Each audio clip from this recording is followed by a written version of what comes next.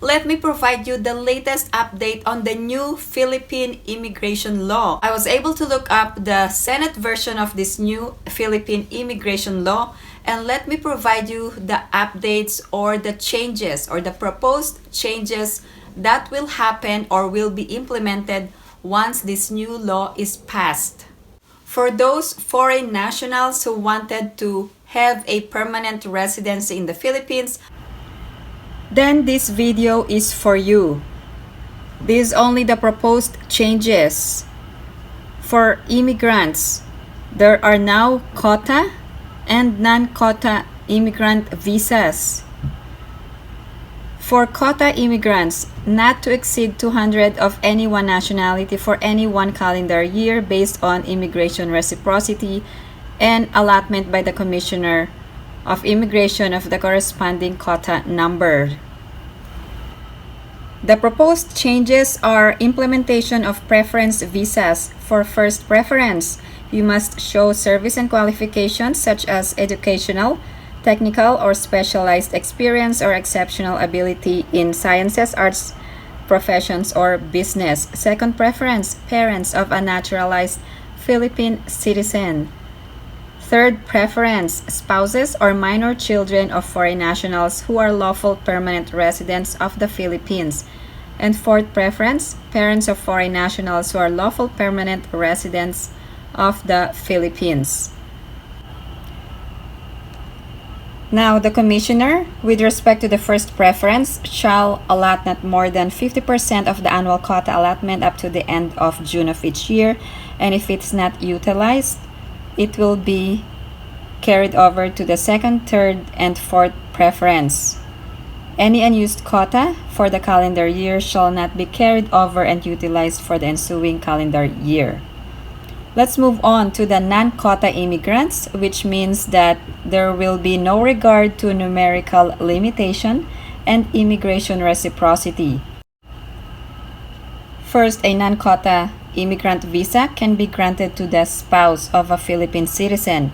However, the immigrant visa could be canceled if the foreign spouse failed to give support to the Filipino spouse and family, and there is legal separation or termination of the marriage, and it is attributable to the foreign spouse.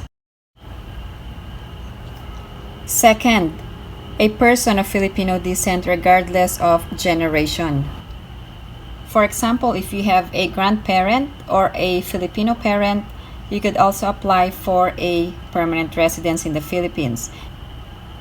Next, a child born to a foreigner mother during her temporary visit abroad, the mother being a lawful resident of the Philippines, if accompanied by or coming to join the mother who applies for admission within 5 years from the birth of the child. Also, a child born subsequent to the issuance of an immigrant visa to the accompanying parent, the visa not having expired or revoked. Also, a foreign national who had been previously lawfully admitted into the Philippines for permanent residence who is returning from a temporary visit abroad to an unrelinquished residence in the Philippines. In addition, a natural-born citizen who becomes a naturalized citizen of a foreign country and is returning to the Philippines for permanent residence, including the spouse and minor children accompanying or joining such person. Also, the spouse, parent, child, legitimate siblings of a foreign national who is gainfully employed and holder of a permanent resident status for a period of 7 years. Who are considered native-born foreign national. So, children or child born in the Philippines to parents who are foreign nationals and lawful residents of the Philippines shall be deemed a native-born permanent resident. However, you are not considered Filipino citizen. Also, native-born foreign nationals.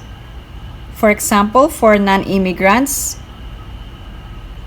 a child born to parents who are both non-immigrants shall be deemed a native-born non-immigrant or temporary resident and may remain in the Philippines only during the period of authorized stay of the parents unless the child reaches the age of 18 while continuously residing in the Philippines, in which case The child may apply for naturalization or for an appropriate visa.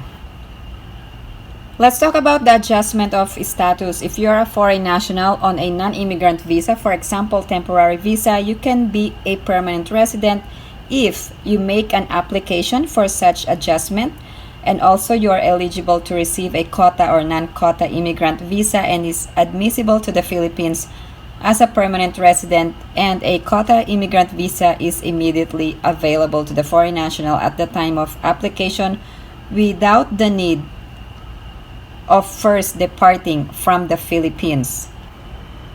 There are instances when you may not be able to adjust your status. For example, if you have violated or you are in violation of immigration laws, rules, and regulations, unless the violation is without the fault of the foreign national or for purely technical reasons, and also if you are a transient. Loss of status: a registered foreign national, except a temporary visitor who fails to return to the Philippines within 1 year, shall lose this status. However, you may apply for extension after paying the prescribed fees. Here are the required documents for immigrants. Immigrants must present for admission into the Philippines valid passports or travel documents. Also, it must show your nationality and identity and valid immigrant visas indicating date of issue and period. There are instances where immigrant visas shall not be required of the following: a child born subsequent to the issuance of a valid immigrant visa to the accompanying parent, or a child born during the temporary visit abroad of the mother, and also who is a permanent resident of the Philippines, and also a foreign national who is returning to an unrelinquished lawful permanent residence in the Philippines after a temporary residence abroad and presents for admission a re-entry permit. If you wanted to be a permanent resident of the Philippines, you must pass physical and mental examination prior to issuance of immigrant visa.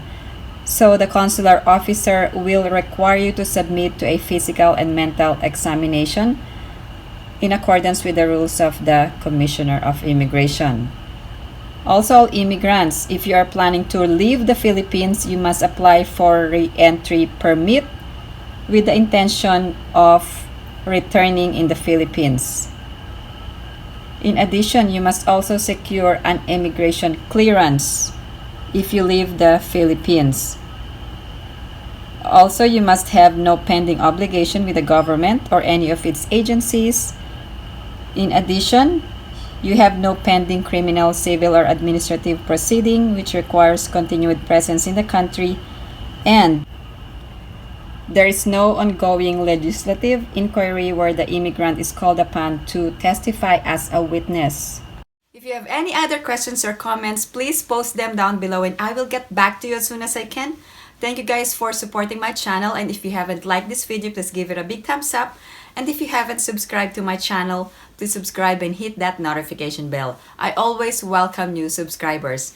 Thank you guys for supporting my channel. I hope everyone is staying safe and have a great day.